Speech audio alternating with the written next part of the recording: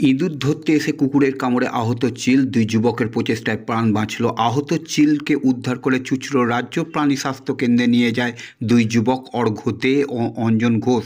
সেখানে পশু চিকিৎসক জয়জিৎ মিত্র ইঞ্জেকশন ও ওষুধ দিয়ে চিলকে সুস্থ করে তোলে।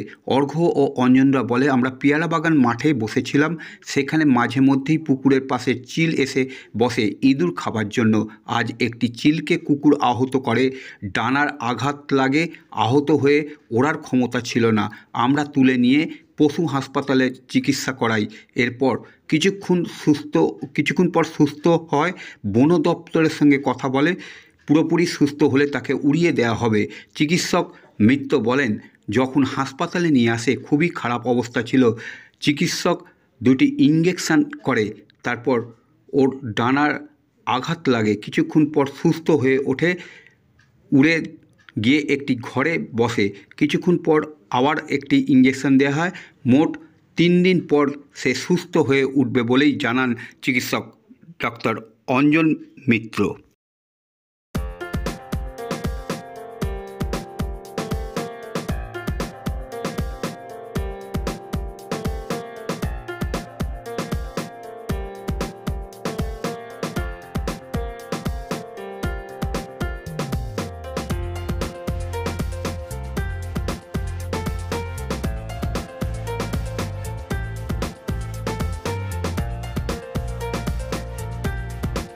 কোথায় পাওয়া গিয়েছে তোমরা বলো?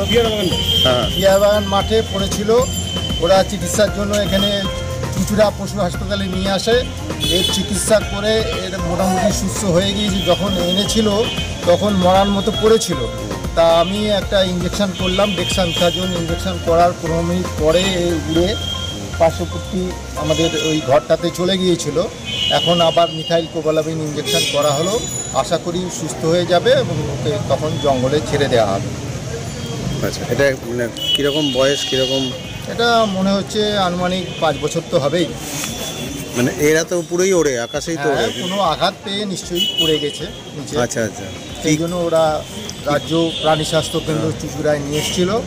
আমরা চিকিৎসা করে একে কিছুটা সুস্থ করতে পেরেছি। আশা করি আর কয়েকদিন ওষুধপত্র চালালে পুরোপুরি সুস্থ হয়ে যাবে। কি বলবেন, এই যে দুই যুবক এরা নিয়ে এলো একটা প্রাণীকে বাঁচাতে? কাজের সত্যি প্রশংসা করতে হয়।